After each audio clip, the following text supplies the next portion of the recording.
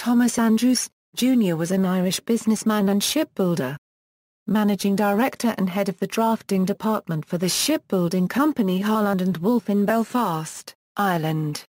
Andrews was the naval architect in charge of the plans for the ocean liner RMS Titanic.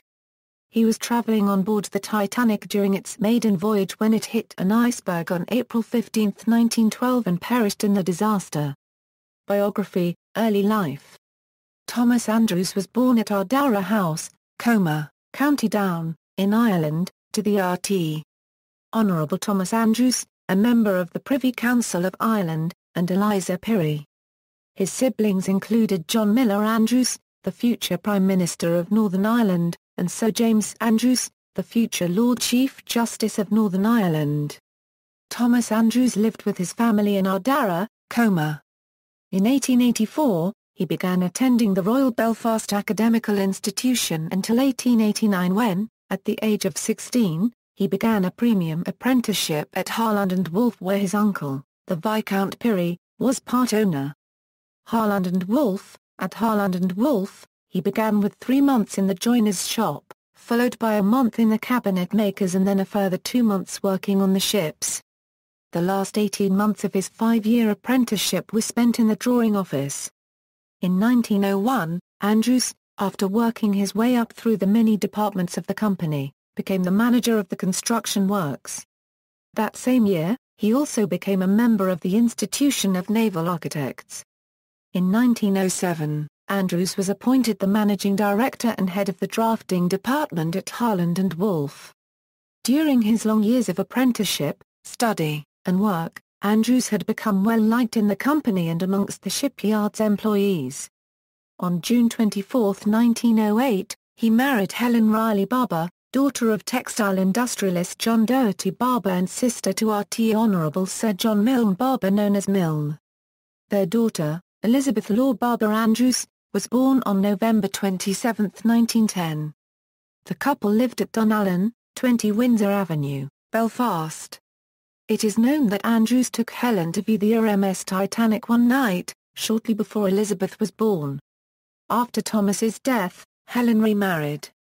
She died August 22, 1966 in Northern Ireland and is buried in the Barber family mausoleum at Lambeg. RMS Titanic. In 1907, Andrews began to oversee the plans for a new superliner, the RMS Olympic for the White Star Line. The Olympic and its sister ship the Titanic, which began construction in 1909, were designed by William Pirrie and general manager Alexander Carlisle along with Andrews. As he had done for the other ships he had overseen, Andrews familiarized himself with every detail of the Olympic and Titanic, in order to ensure that they were in optimal working order.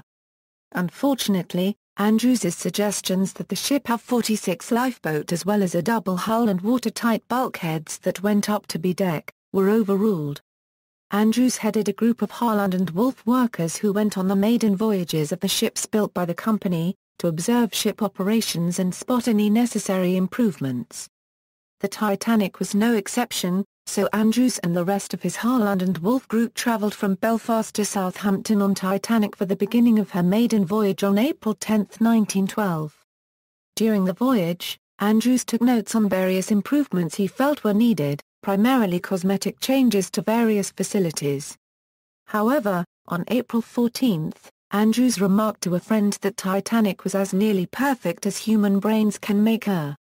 On April 14 at 11:40 p.m., the Titanic struck an iceberg on the ship's starboard side. Andrews had been in his stateroom, planning changes he wanted to make to the ship, and barely noticed the collision. Captain Edward J. Smith had Andrews summoned to help examine the damage. Andrews and Captain Smith discussed the damage to the ship shortly after midnight, after Andrews had toured the damaged section of the ship and received several reports of the vessel's damage. Andrews determined that the first 5 of the ship's watertight compartments were rapidly flooding. Andrews knew that if more than 4 of the ship's compartments flooded, it would inevitably sink. He relayed this information to Captain Smith, stating that it was a mathematical certainty, and adding that in his opinion, the vessel had only about an hour before it completely sank. He also informed Smith of the severe shortage of lifeboats on board the ship. As the evacuation of the Titanic began, Andrews tirelessly searched staterooms, telling the passengers to put on lifebelts and go up on deck. Several survivors testified to have met or spotted Andrews several times. It is almost possible to trace his actions during the sinking. Fully aware of the short time the ship had left and of the lack of lifeboat space for all passengers and crew, he continued to urge reluctant people into the lifeboats in the hope of filling them as fully as possible. Survivors also reported seeing Andrews frantically throwing deck chairs into the ocean for passengers to use as flotation devices. At around 2 a.m., Andrews was seen back on the boat deck. The crowd had begun to stir, but there were still women reluctant to leave the ship. To be heard and to draw attention to himself, Andrews waved his arms and announced to them in a loud voice. Andrews then headed towards the bridge, perhaps searching for the captain. Death.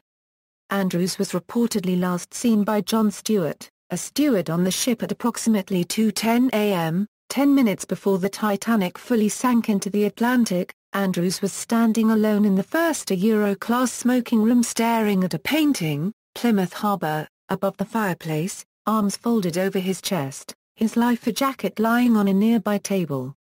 The painting depicted the entrance to Plymouth Sound, which Titanic had been expected to visit on her return voyage.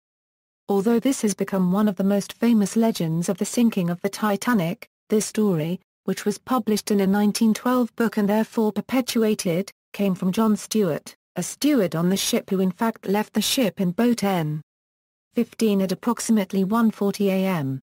There were testimonies of sightings of Andrews after that moment. It appears that Andrews stayed in the smoking room for some time to gather his thoughts, then he continued assisting with the evacuation. Another reported sighting was of Andrews frantically throwing deck chairs into the ocean for passengers to use as floating devices. Andrews was last seen leaving the ship at the last moment. His body was never recovered. Finally, on April 19, 1912, his father received a telegram from his mother's cousin, who had spoken with survivors in New York, searching for news of Andrews. The telegram was read aloud by Andrews' essay to the staff of the home in Coma, interviewed Titanic's officers. All unanimous that Andrews heroic unto death, thinking only safety others. Extend heartfelt sympathy to all. Legacy, newspaper accounts of the disaster labeled Andrews a hero. Mary Sloan, a stewardess on the ship, whom Andrews persuaded to enter a lifeboat, later wrote in a letter, Mr. Andrews met his fate like a true hero, realizing the great danger, and gave up his life to save the women and children of the Titanic. They will find it hard to replace him. A short biography was produced within the year by Shan Bullock at the request of Sir Horace Plunkett, a Member of Parliament, who felt that Andrews' life was worthy of being memorialized. In his hometown, Coma, one of the earliest and most substantial memorials for a single victim of the Titanic disaster was built. The Thomas Andrews Jr. Memorial Hall was opened in January 1914. The architects were Young and Mackenzie with sculpted work by the artist Sophia Rosamund Praeger. The hall is now maintained by the Southeastern Education Board and used by the Andrews Memorial Primary School. An Ulster History Circle blue plaque is located on his house in Windsor Avenue, Belfast. Today, the SS Nomadic is the sole surviving ship designed by Andrews. She was the tender to Titanic and Olympic, and is also the last White Star Line ship afloat. Nomadic is currently preserved in Belfast, where she has been fully restored, since the centenary of Titanic's maiden voyage. By February 2012, Nomadic's superstructure was completely rebuilt and the ship was repainted in her original White Star livery. Nomadic is the centerpiece of Titanic Quarter, a previously derelict section of Belfast now rebuilt and filled with monuments and buildings to honor the RMS Titanic. Portrayals: Patrick McNay, Michael Goodliff, Jeffrey Whitehead, Victor Garber, Michael Silveris, Vern Urich, Don Lynch, Damien O'Hare, Paul Mundell, Stephen Campbell Moore, Billy Carter, Nick Danan, Robert Bagdon. References.